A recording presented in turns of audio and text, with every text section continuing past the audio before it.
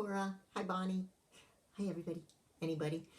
This book is about someone we already know. It's Dr. De Soto Goes to Africa. I've never seen it myself. By William Steig. Let's see what happens. Remember, he's a dentist, a mouse dentist. Dr. De Soto Goes to Africa.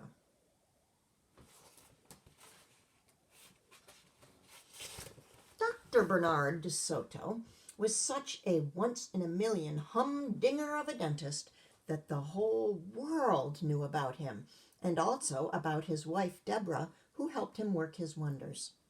The two of them were listening to Caruso one evening when this cablegram arrived. Dr. De Soto, beg you come Dabwan, West Africa. Am elephant with unbearable toothache. No dentist here can help. Will pay 10,000 gold walrus. Please, Madambo.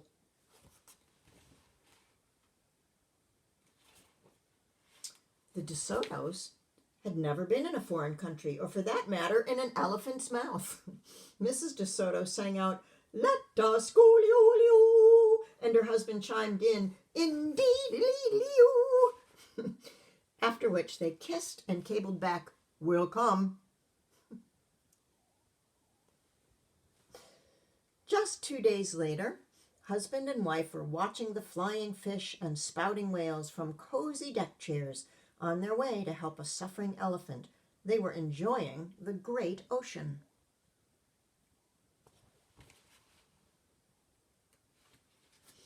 When the ship docked in Dabwan, the patient's brother, the patient's brother, Adiba, was there waiting. He instantly recognized the De Sotos. They were the only mice coming down the gangplank. Adiba introduced himself and then transported them, bag and baggage, to Madambo's home. That's Adiba. There's the ship. Madambo was so excited to see his saviors, he could hardly speak. "God bless you both," he blabbered.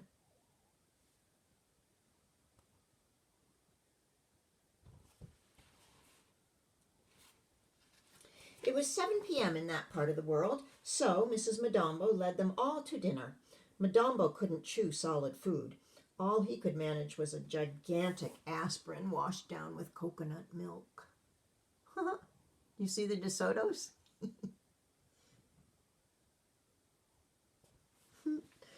"I think we'd better skip dessert," said Mrs. Madambo. "My darling is in pain." Everyone trooped out to the garden, and Dr. De Soto, his wife right behind him, hurried up Madambo's trunk to study the tooth that had brought them all the way to Africa.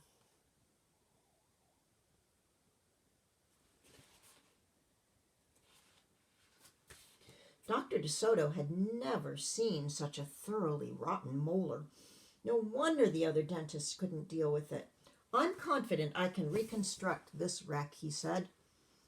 He announced, "All I need is a piece of the tusk my wife is sitting on." Madambo was appalled. His tusks were his most admired feature. "Let me, ouch, think it ouch, over," he mumbled. Mrs. Madambo came up with a sensible suggestion. "What about that stuffed walrus in the Museum of Natural History?" she said. "It has gorgeous tusks and just the right shade of ivory." Everyone agreed that the museum couldn't possibly refuse Madambo a little piece of the tusk, and neither could the walrus.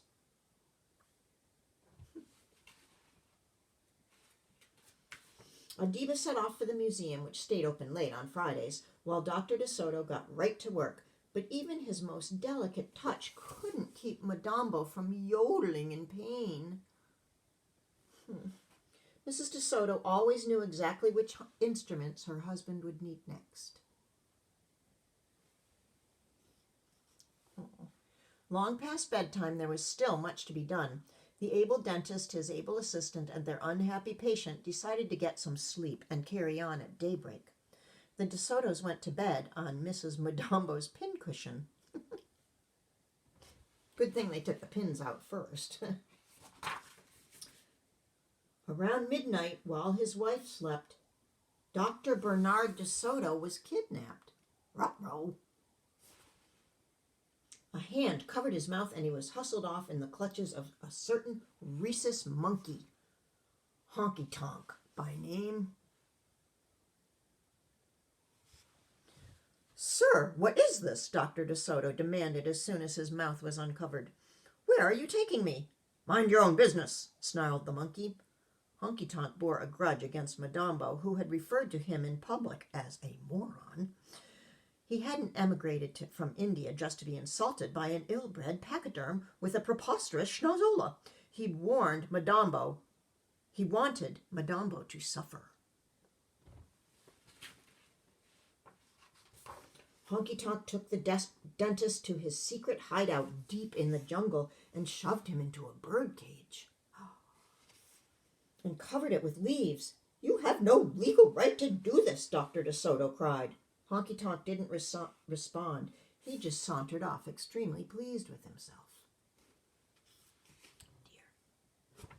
This is getting a little scary. Is it scary to you, Henry? I know you like scary things. Let's see what happens. "What a moron," the dentist muttered. He tugged at the bars of the cage, trying to wrench them apart, but they refused to yield. All night long he kept walking in circles and worrying about his dear Deborah. By now she must be frantic. And indeed she was. She too was walking in circles. Had her beloved Bernard been eaten by some predator? By a hyena? By a sneaky ocelot? Or clothes and all? Or maybe swallowed clothes and all by a pitiless python? Of course, Dr. De Soto was also worried about his patient. How was that poor soul faring? Poor Madambo, his sore molar was more than he could bear. Occasionally he'd fling himself to the floor and make the whole house rattle. Oh boy. "Is anybody looking for me?" Dr. De Soto kept wondering. All Dagwan was out looking, here, there, and everywhere. On the second day, and twice after that, he heard voices calling, "Dr. De Soto! Dr. Bernard De Soto!" He yelled back, "I'm here! Over here! Here I am!" But his voice was too faint. Don't forget, he was only a mouse. After 5 days with nothing to eat or drink, Dr. De Soto realized he might die. The idea of never ever seeing his dear Deborah again made him so crazy with rage that he seized 2 bars of his prison and forced his way through. It was a moonless night. "I'm coming, Deborah, I'm coming," he said. Weak as he was, he went stumbling along in the dark until he finally fell over a rock and fractured his ankle. "What next?" the dentist asked. He couldn't drag himself another inch. He was spent. But soon after sunrise, thank goodness, a search party happened by. The moment they spotted him, they all came running. The searchers were horrified by Dr. De Soto's condition. Mindful of his ankle, they eased him onto a stretcher and rushed him back to Madambo's home. There, husband and wife clung to each other, kissing and crying.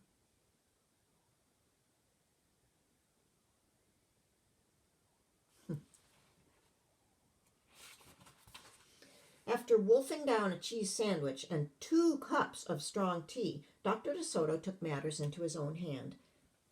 Seated in a toy wheelchair, he directed his wife as she continued where he had left off. Mrs. De Soto excavated the remaining decay and skillfully sculpted the piece of walrus tusk contributed by the museum. The tooth and tusk were cemented together, and Madambo had a molar as good as new.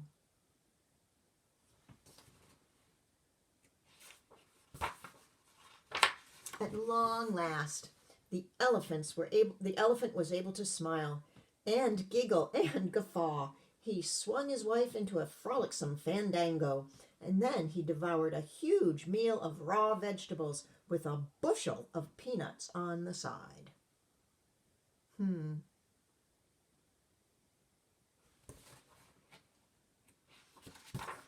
And what about the De Sotos? The De Sotos were richly rewarded, as Madambo had promised in his cablegram. Bernard, said Mrs. De Soto, I think we will rest until you're fully recovered. Then, how about using these lovely walruses? I read walruses, and it looks like walrus, but it's walulu, and I think that means money, where they are in Africa. So, let me say that again. Bernard, said Mrs. De Soto, I think we will rest until you're fully recovered. Then how about using these lovely walulus to see a little bit more of our beautiful planet?